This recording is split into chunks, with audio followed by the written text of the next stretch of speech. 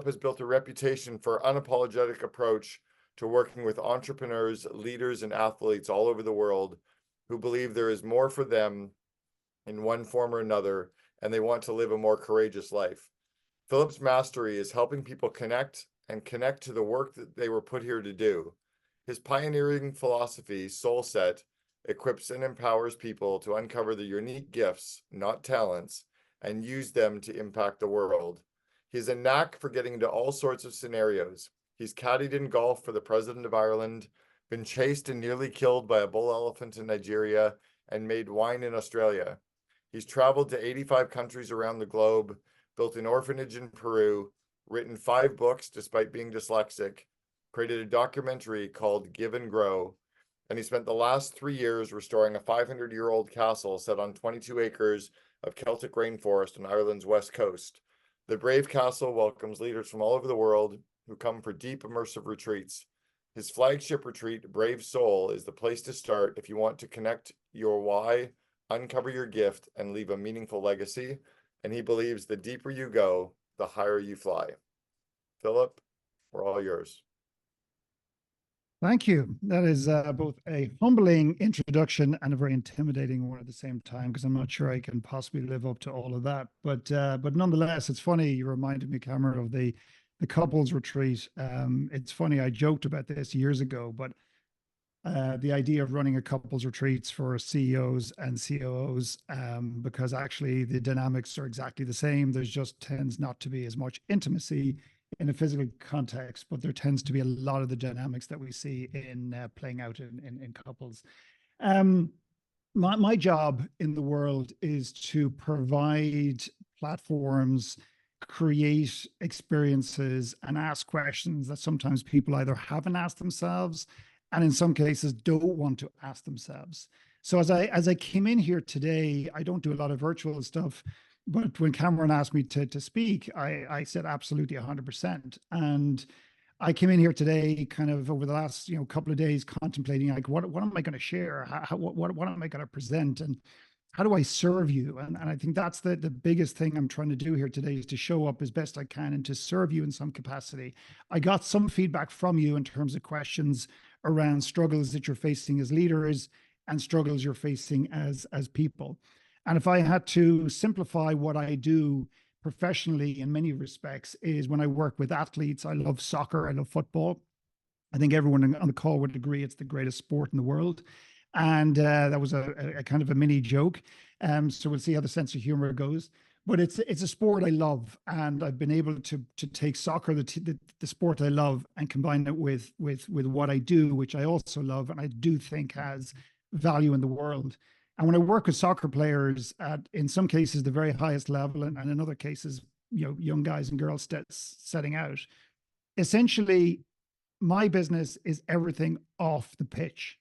Everything off the pitch. There is nowhere I am not willing to go, it may not be today, in order to bring out the human. And when you bring out the person, when you bring out the man, when you bring out the woman, when you bring out the leader, the player always emerges. And it's the same principle. So we're going to touch on that today. So what I've decided to do today is I'm going to tell you 3 stories.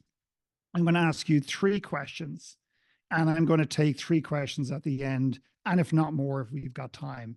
And that's essentially what we're going to be doing here today. So my first little story for you is a story that happened in a place called Donegal. Has anybody, raise your hands if you've been to Ireland?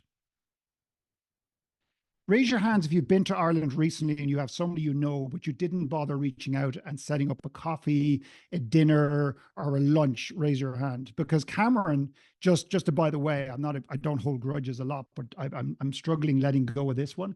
I've had a lot of therapy around it. But Cameron was in Ireland recently. You may or may not know this. And he was in Dublin and he had dinner, and I got photographs of friends that were having dinner with him. And I kept checking my mobile, and there wasn't a fucking text. There wasn't an email. And then I replaced my SIM card, and then I replaced my phone, and the call didn't come. But anyway, I'll try and let that go as much as I can.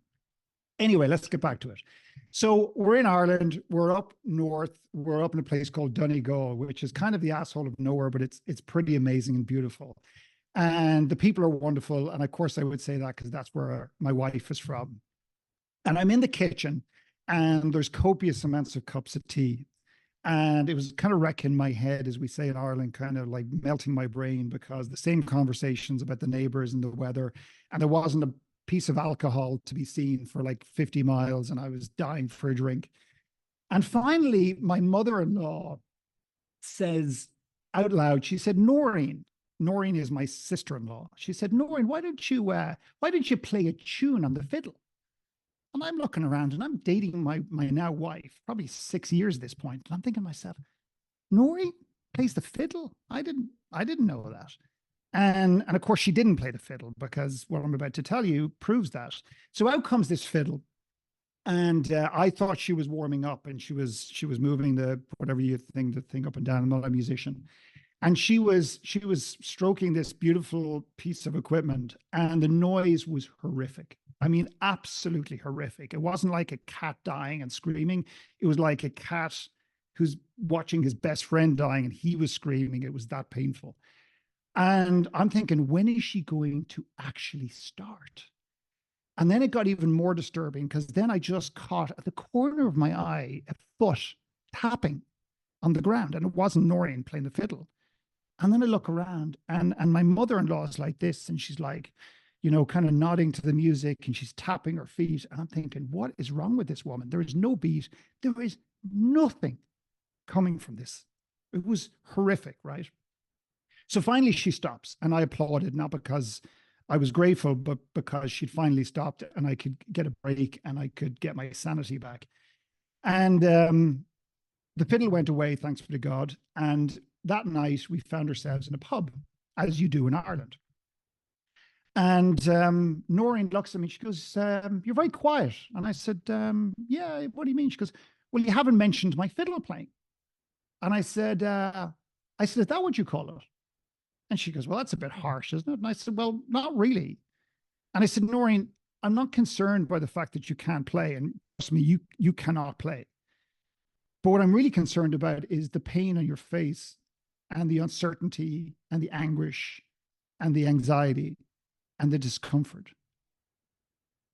And my question for you is, why do you play? Like, why do you actually play the fiddle? Because you don't look like you're enjoying it." And she looked at me and she said, "But yeah, I play because I play because like I think I." And then finally she just stopped and she said, I don't know." She says, "I just don't know." No one has ever asked her that question. And more importantly, she didn't ask herself that question. Something so simple as fiddle playing. But I find, as I travel this world and I speak and I work with individuals and I work with couples and I work with different people, that we often do things for reasons that to some extent elude us. And we do things that we don't enjoy, and we don't even ask ourselves the question why. It's been kind of normalized. And I didn't ask her. Wasn't trying to coach her. Trust me, trying to coach your sister-in-law doesn't work. It definitely doesn't work when you try and coach your wife. But I just kind of, I suppose the question was an invitation. And it turns out and it transpires that when you pull that thread and you go a little bit deeper, and I think this is what drives so much of us in this world and so many leaders, and sometimes they're aware of it, and most of the time they're not. When you pull that thread a little bit, it turns out that my wife, Noreen's granddad, my wife's grandfather and Noreen's grandfather, was one of the most famous fiddle players to walk this earth. He certainly was one of the most famous fiddle players in Ireland. So much so that the BBC used to send a little van across England, get on a ferry and come across to Ireland, to land in Dublin, where Cameron was and didn't phone me, but I'm going to get over it. And then drive north into Donegal and up into the hills of Donegal, which I think is a line from a song, and set up recording and record this unusual man who played music that the world had never heard before.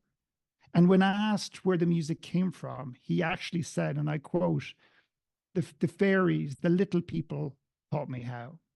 In other words, he believed that he was taken in his dreams or whatever to a fairy wedding, and that he was taught this extraordinary music. Now, that's a completely different conversation for a different day. And if you do come to Ireland, if you've been here, it's very mystical and very magical, and there is energy at play here that none of us can put our fingers on. But when we grew up in a family of 7 siblings, when we grow up in a society in any capacity, when we're operating as a leader, I think we're looking for significance. We're looking for to be seen. We're looking to be heard. We're looking for oxygen. We're looking to matter. And all it took was Noreen's mother to say one day, wouldn't it be great if one of the kids kept up the tradition? Wouldn't it be great if someone took up the fiddle and kept the mantle going? And that's all she needed to hear. And she put 1 and 1 together and came up with 7 and decided to pick up the fiddle. To wrap the story up, about 6 months later, on a blustery, windy, really miserable, winter night, we got a knock on the door. And I opened the door, and Noreen was at the door, and her hair was kind of going sideways. And she said, "I've given up the fiddle." And I went, "Yes." And she says, as she takes this canvas from behind her back, and she says, "And I've taken up painting." And the painting was as bad as the fiddle playing, if not maybe even worse. It was horrific. It looked like a car had driven over it back and forth about 9 times. And I said, "That is brilliant." I said, "Come on in." And the reason it was brilliant is because the joy in her face around the art that she had created was all I needed to see. I tell you that story not to entertain you, but to impress upon you this idea that so many of us operate and do things in the world because we're still seeking validation, pride, acceptance. We're still trying to fill some sort of gap, emotional gap in our lives. And while this may not be what you expected today on this call, and that maybe you're in a position in your business right now where you're looking for something a bit more tactical, I assure you of one thing: I wouldn't dare bring a conversation to the table and dishonor Cameron, as all jokes aside, and or you, by not presenting something that I believe will help you become a better leader, a better parent, a better mother, a better father, a better human, and therefore be able to solve whatever problem comes your way in any business that you choose to be in, now or in the future. So my question for you is this: what emotional gap are you still trying to fill? Just one. What emotional gap are you still trying to fill in your life? And I'll give you some examples, not to lead you, but to inspire some thinking, perhaps. Some of us build entire empires. Some of us build entire careers, not because we want to impress our boss or the CEO or the shareholders or ourselves. We're still waiting for our father to come in the door and say, "Hey, son, I love you and I'm proud of you." Some of us are still operating from a place of, "I'm going to prove you right," or "I'm going to prove you wrong." And I'm not here to judge what the motivation is, but I'm just curious for you and your behalf. What is the emotional gap that if you're really brutally honest with yourself, as a grown ass adult, you're still trying to fill from your adolescence? And this is where Cameron mentioned vulnerability. This is where I would like you to be vulnerable. And I would like a few of you to share, if you're willing. Just type it in, just to give us a little bit of context and a little bit of sense. And this is going to make sense as we go through, if it doesn't already. Just bear with me for the next little bit. That I'm smart. Give me another one. Come on, guys and girls, please. Anything that you can type in, any sharing at all, not just helps me and know that the conversation is here and we're in it, but it also helps other people unlock something for them. So when you share, it's not just about you. Making up for other siblings, a sense of accomplishment and progress, that I'm good enough to be liked and accepted, to reach the high bar and set in the family. Thanks, Carmen, for sharing. I often find myself in situations speaking at events where the leader or the host or the organizer is the very person that is unwilling to be vulnerable at all or share anything. So I always appreciate that.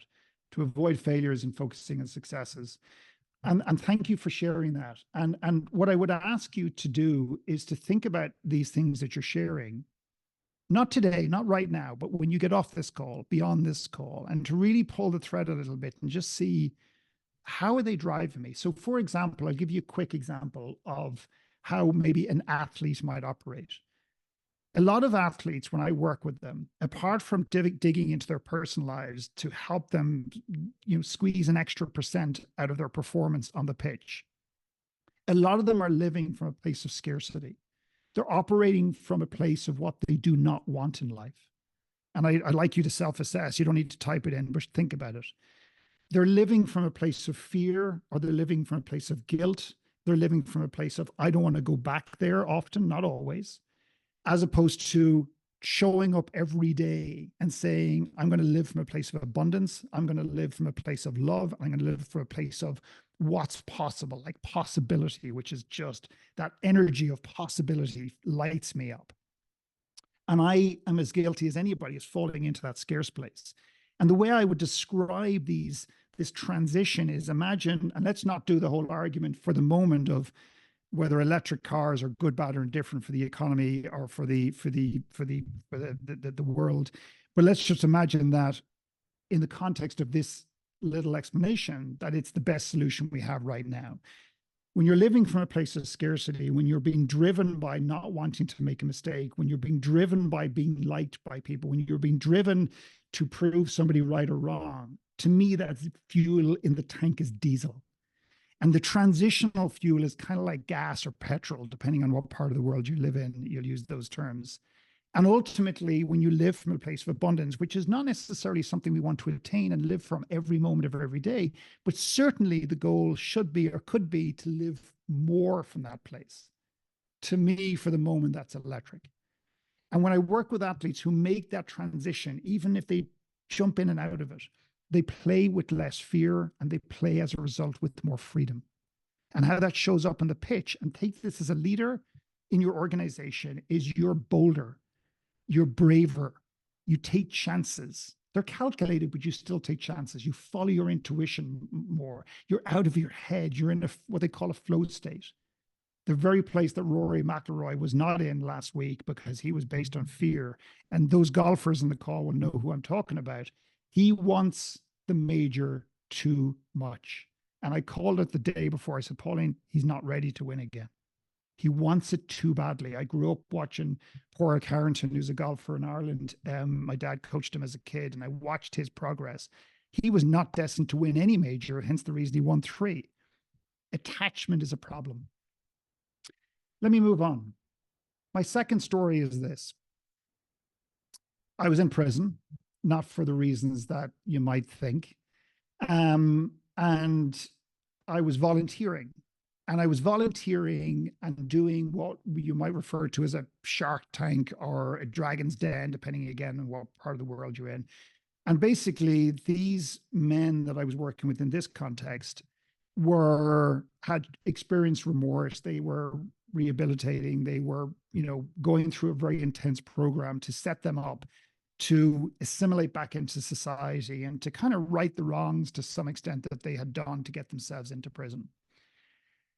And I was invited in as an entrepreneur to sit on a panel. And essentially how this worked is the entrepreneur would walk up and there was 3 entrepreneurs, the want-to-be entrepreneur, like the inmate, so to speak, that's not a very politically correct term, but the imprisoned individual would come up and they would present to 3 entrepreneurs. They would pitch their business. And designing a business was one element of this program. And the bottom line is, if they got through to the final and won the final, they would get money, they would get an injection of capital, they would get mentoring and coaching, that when they left prison, they would be supported in building out this business. And this young man came up to us and he pitched his business, and it took a few minutes. And the first entrepreneur said, I would have loved a bit more cash flow and finances and profit and loss, and just a bit more information into the financial element of the business. The second one said there was just no marketing information and data for me, and as a result, to me, I think that needs to be added in. And this was the early stages. We were helping them critique their presentation and vote at the same time. And he came to me and I looked at him and said, I don't get it. He goes, what do you not get? I said, the whole thing. I said, you want to create a gym? Big deal. Great. I'm so inspired. I've got goosebumps. And I was being a complete asshole for a reason. Because I think being an asshole sometimes, sometimes we think we're surrounded by people who are willing to challenge us, but most leaders, in my humble opinion, surround themselves with people who say yes too often.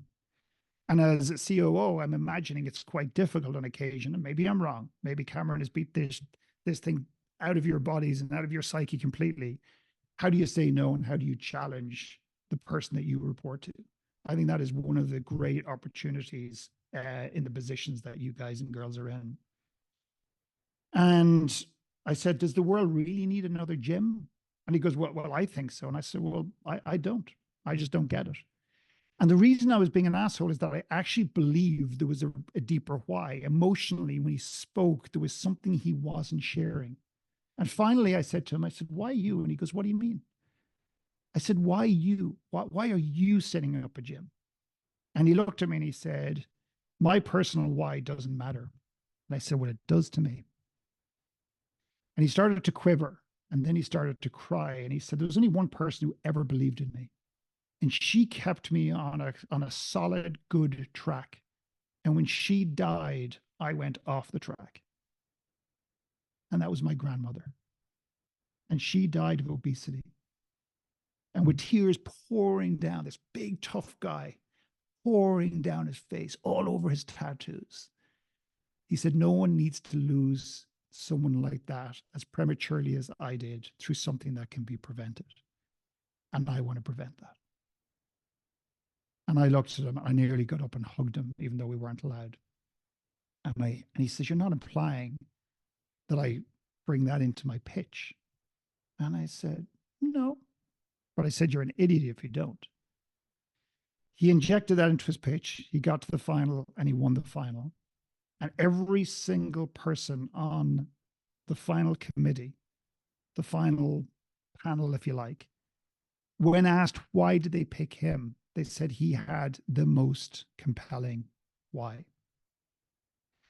And I'm left, and the reason I share this story with you is I want to know, not today, but I want to know what your why is, why you do what you do. And if you don't have one, that's okay. This is not a competition. We're not going to be booing you if you do and booing you if you don't, and clapping if you do and clapping if you don't.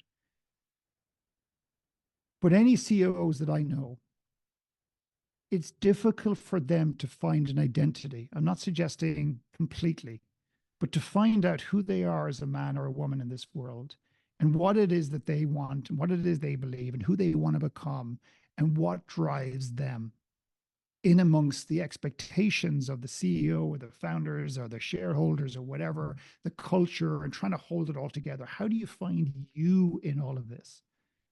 And in fact, that was some of the feedback questions that actually I got. There was people speaking into this very thing.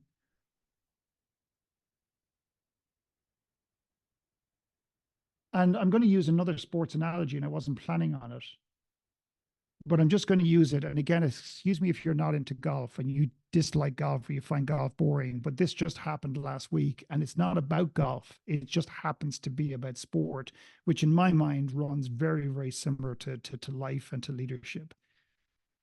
There's an American golfer who just won the US Open. His name is Bryson DeChambeau. And I knew Bryson was going to win for two reasons, leaving aside skill set completely. One was because I thought Rory wanted the outcome too badly. He was too attached. And Bryson had a very subtle detachment.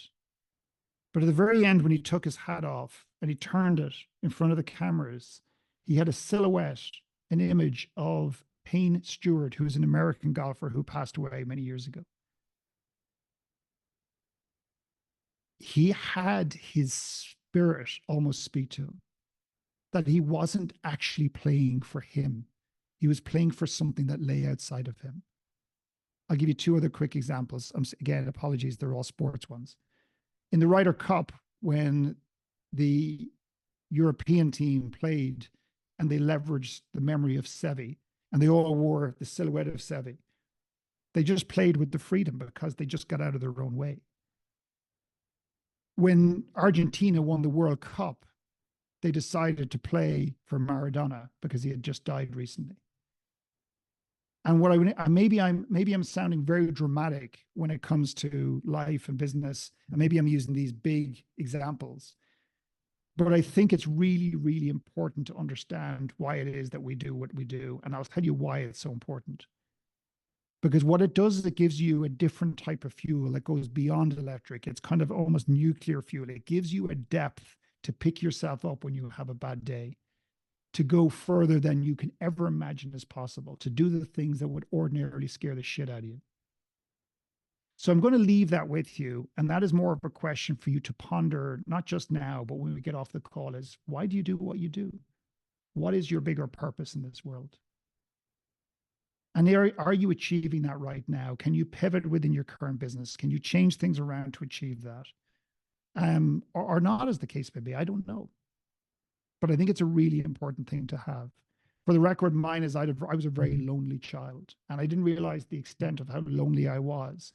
And I had all sorts of, I'm going to impact 1 million people. I'm going to impact this person and that person. I'm going to put 100,000 people in this event and that event. And all these things that really never resonated with me until I got in touch with my greatest pain. And I say often that your greatest gift lies right next to your deepest wound.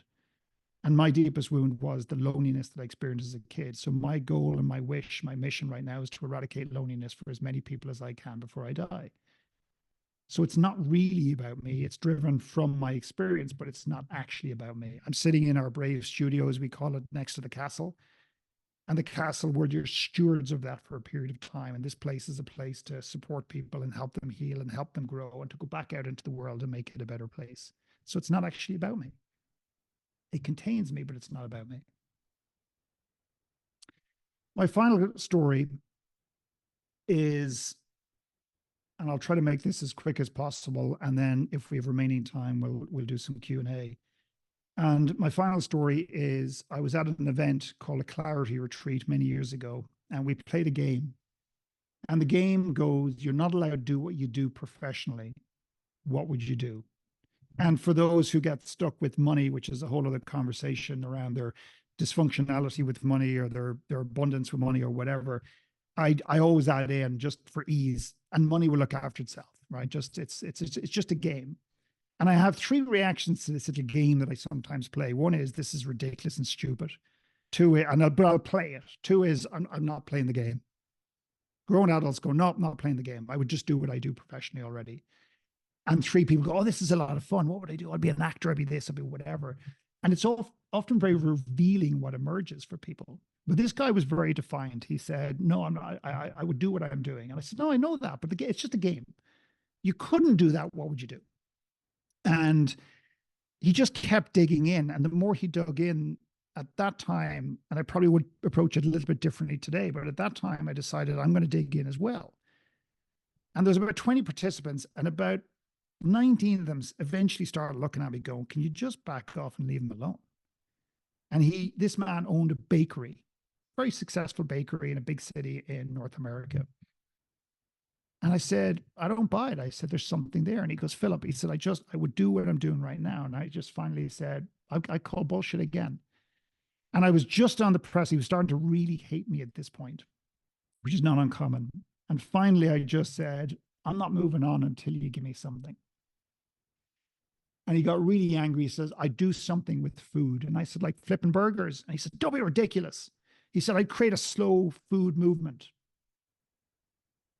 And then at that point, people saw and felt his energy and kind of looked at him. And I'm looking at this guy, I'm thinking, you bastard, in a nice way, not in a bad way. We use a lot of bad language in a loving way in Ireland, if you don't already know. And I said, you're holding out on everybody, including yourself. I said, you know precisely what this is. And this man almost promised there was nothing there. There was no clarity there whatsoever of what would be next. And his head went down and he lifted his head up and he goes, I've even written the menu, the entire menu for this concept, this new concept that the world had never seen in food. And at this point, the 19 people now are looking back at him going, I cannot believe you kind of just didn't throw this out into the world. And I said, do you have a city? And he goes, no, I don't have a lot of details. I said, but if you did have a city, where would it be? And he names the city. I said, if you did have a neighborhood, where would it be? And he names the neighborhood. I said, I bet you have a street. And he goes, well, kind of. So my question for you, and I'd like you to type in, why do you think he was so hesitant? And it wasn't a confidentiality thing. It wasn't an IP thing. It wasn't a privacy thing. He was just doggedly holding on and refusing to allow the clarity that he has in his heart to emerge. Why do you think he did that? Give me a couple of answers. Fear of failure. He didn't believe in himself. Oh God, you're not afraid to chime in now. Thank you. Fear of change, absolutely. Fear of failing again, yeah. Speaking goals, yeah.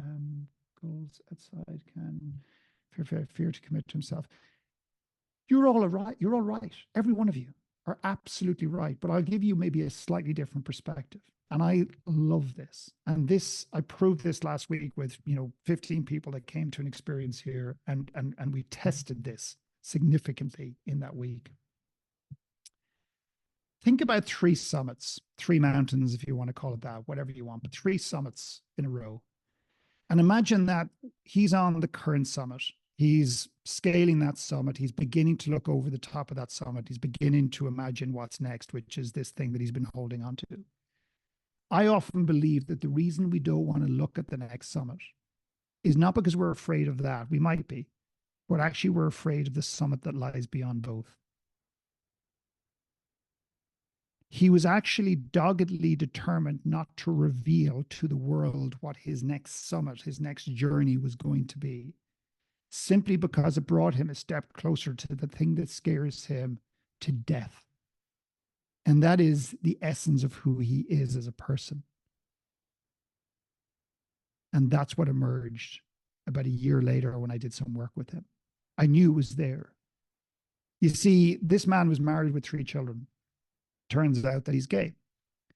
And he finally came out, and it devastated his family. Obviously, it devastated him. He was embarrassed. He was ashamed. He was everything. And he was judged and ostracized by many people, not just in society, but people in his family. And how could you, and how could you lie, and how could you live a false life, and all this kind of stuff.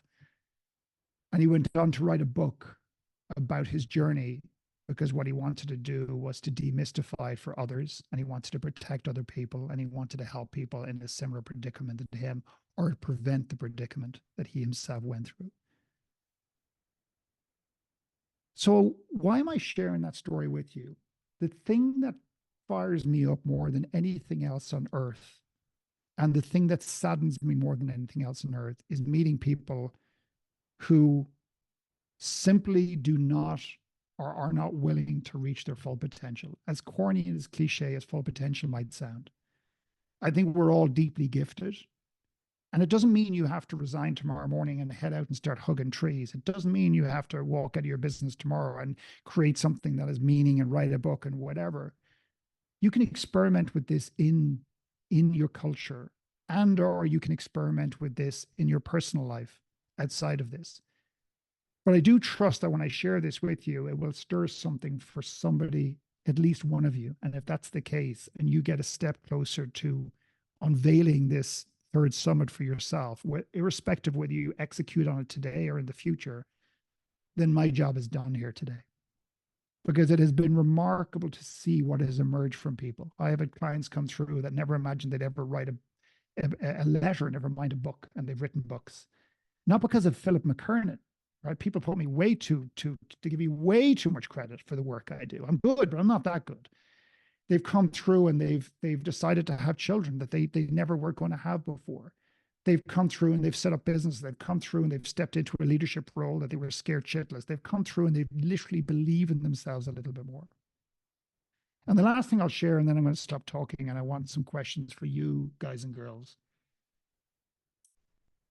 is you're getting close to uncovering something in yourself when 2 things happen. Well, there's 3 things essentially. One is you begin to distance yourself.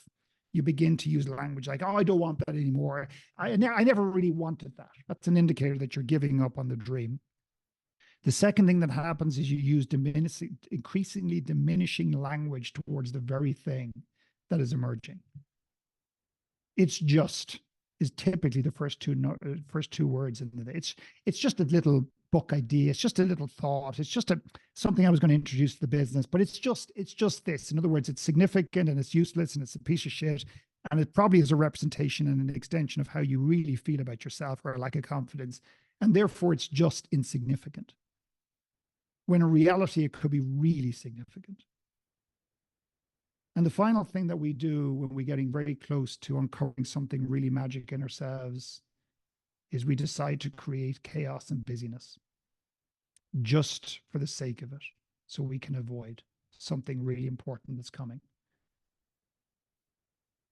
We take on something, we build an extension, we buy a puppy, and excuse me in advance, sometimes we have a baby. And there's nothing wrong with doing any of those things. But sometimes we choose those things at a particular juncture in our life when we're just on the precipice of uncovering something very significant about us as leaders and as men and as women in this world. So my final question for you, and again, it's not for today, is for you to sit with as you leave this call and just play with it without deciding to do anything. What would your third summit be? Imagine that it is there and it is waiting for you to step up or to step in. Not now. It could be 5, it could be 10 years. It could be never. But the reason most of us go to our grave with major regrets is we don't ask these questions sooner in our journey, and therefore we die with regrets, and we die with our greatest music still inside of us, with our greatest tracks, with our greatest expressions, and our greatest leadership, and our greatest ability to affect and to create change for other people. So how are we doing in terms of time? Meredith, can I check in with you if somebody's watching time? I'm not sure exactly what 7 time more minutes. 7 more minutes. So I'd like to pause there and I'd like to ask if anyone has a question. And rather than typing it in, I would love to hear it from you if that's okay. You can either shout it out or you can throw your hands up if you've got a question for Philip.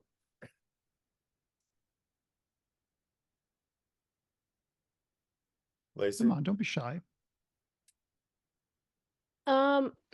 So you started out with like, what's our why? And I feel like my why is like too broad. How do you dig deeper? I don't know. I was going to ask you the same question. So what is your why? Do you have it defined? Yeah, I really enjoy helping people. Okay. Well, there's 2 ways to approach this, in my opinion. One is you can ask yourself, a whole series of questions and go deeper and deeper and deeper and keep going deeper and deeper and try to get it and try to get it more distilled.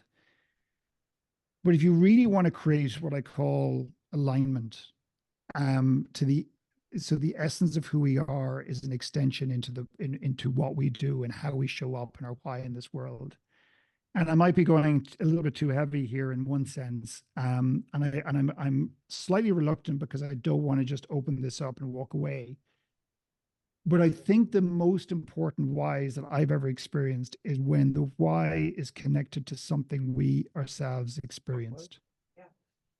Something that was painful or challenging for us, and that our why is ultimately to help somebody else either move through the very thing that you yourself experienced or to help them prevent it ever happening in the first place.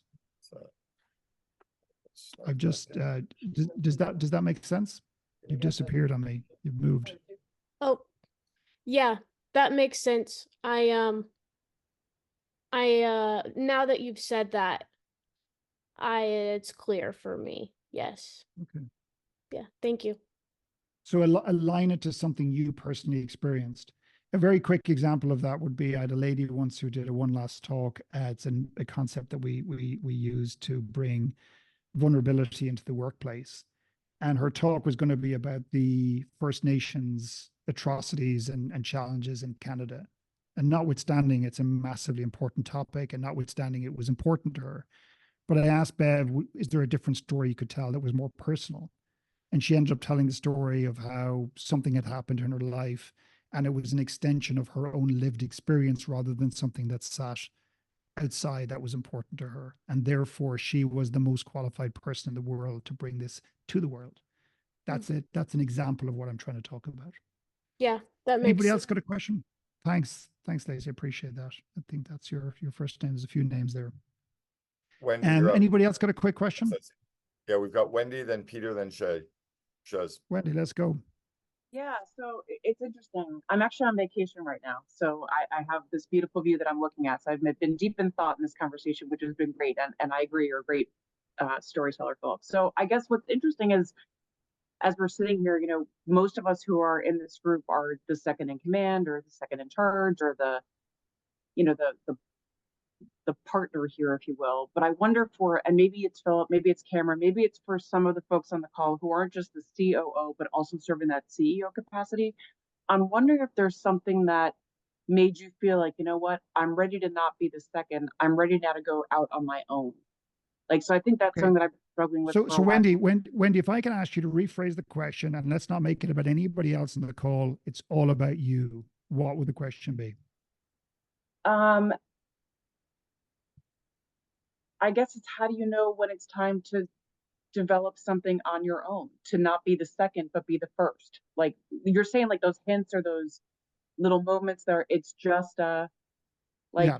So I'm going to offer a couple of things. First and foremost, if you do go out on your own, make sure you take on a COO and put them in this program, because I do not want a phone call from Cameron saying, "Hey, great job, phenomenal, I love it. You know, Wendy buggered off and John left and whatever. Thanks, Philip. I appreciate it." I'm not in a rush to leave, but it's something that's been in the back of my brain. I joke, but I'm imagining that Cameron brought me in here because he cares about you, and whatever it is that you do, he's going to be in support of that regardless.